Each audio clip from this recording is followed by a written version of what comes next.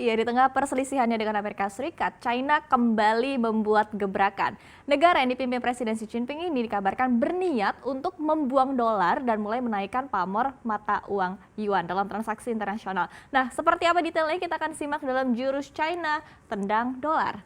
Di tengah polemik antara China dan AS yang kian memanas, China menyadari betul bahwa aksesnya terhadap dolar ini mungkin akan semakin terbatas. Sehingga aksi buang dolar atau de-dolarisasi ini banyak disarankan oleh para pejabat pemerintah dan pengamat pasar dari negara ini.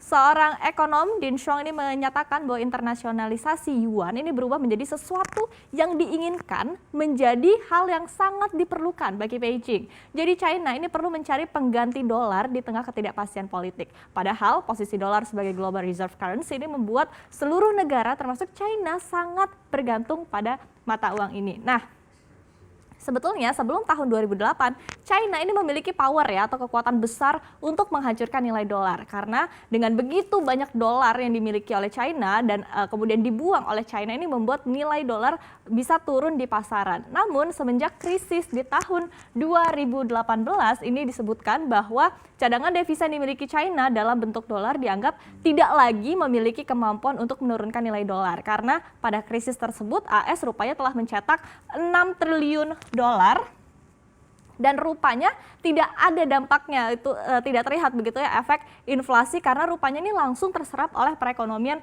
ataupun juga pasar. Sehingga walaupun kini China membuang dolar sebanyak 1 triliun, nampaknya dampaknya ini tidak akan terlalu berarti bagi dolar. Nah, kemudian berdasarkan data dari Kementerian Keuangan Amerika Serikat, pada akhir April 2020 ini China rupanya memiliki nilai obligasi AS sebesar 1,07 triliun dolar dan atau sekitar 15,8%. Nah, sementara sebelumnya pada April 2011 China ini memiliki 1,1 triliun obligasi AS. Artinya ini kalau kita lihat ini adalah berkurang sekitar 40 miliar dolar dalam tempo waktu 1 tahun saja. Nah, kemudian kita lihat di slide berikutnya. Tidak kehabisan akal, China pun akhirnya mencoba ya menjatuhkan dolar ini dengan cara-cara lain. Jadi opsi China untuk mengalahkan AS adalah dengan cara mengeliminasi dolar dengan menolak transaksi menggunakan dolar. Nah, di sini China memiliki posisi yang kuat karena ada beberapa alasan. Kita lihat yang pertama, ini adalah China merupakan mitra dagang yang besar ini bagi hampir seluruh negara di dunia. Terlebih China ini juga semakin memperkuat posisi dirinya dari yang hanya menjual barang-barang manufaktur kini menjadi produk-produk teknologi andalan.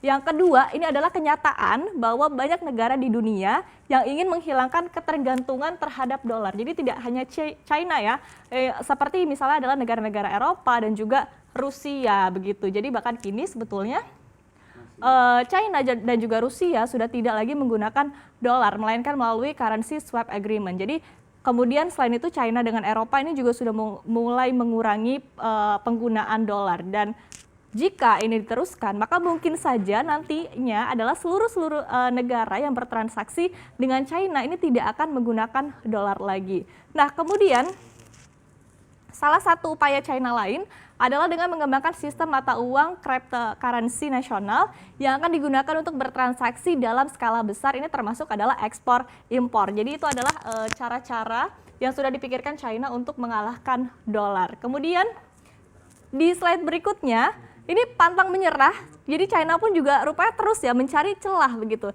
Nah, di ASEAN sendiri di bawah program infrastruktur Belt and Road Initiative, China ini mendorong penggunaan yuan untuk transaksi bilateral. Jadi Guangxi yang berbatasan dengan Vietnam ini adalah pintu China untuk bekerja sama dengan negara-negara Asia dan merupakan bagian penting dari Belt and Road Initiative. Jadi total penyelesaian yuan di lintas batas di kawasan tersebut melebihi 1 triliun yuan atau sekitar 142 miliar dolar dan ini transaksinya adalah menggunakan yuan. Nah, sementara itu di Kamboja, distributor komputer Ieko ini mulai melakukan transaksi valuta asing langsung pertama antara real dengan yuan. Ini melalui Bank of China Hong Kong. Padahal sebelumnya ini pelanggan harus menukar real menjadi dolar AS terlebih dahulu sebelum akhirnya menukarkannya ke yuan. Nah, selain itu China juga rupanya semakin agresif melebarkan sayap dompet digital kebanggaannya melalui WeChat dan WeChat Pay dan juga Alipay yang telah beroperasi di beberapa negara Asia. Nah, kita lihat di slide berikutnya. Upaya buang dolar atau mengeliminasi dolar ini sangat mungkin sebetulnya dilakukan oleh China. Meski sebetulnya banyak yang beranggapan bahwa saat ini China belum siap untuk menyingkirkan dolar. Jadi sejumlah pihak ini menganggap bahwa China menghadapi tantangan yang berat ya dari kemungkinan sanksi keuangan AS dan juga AS mungkin saja dapat membukukan aset keuangan China.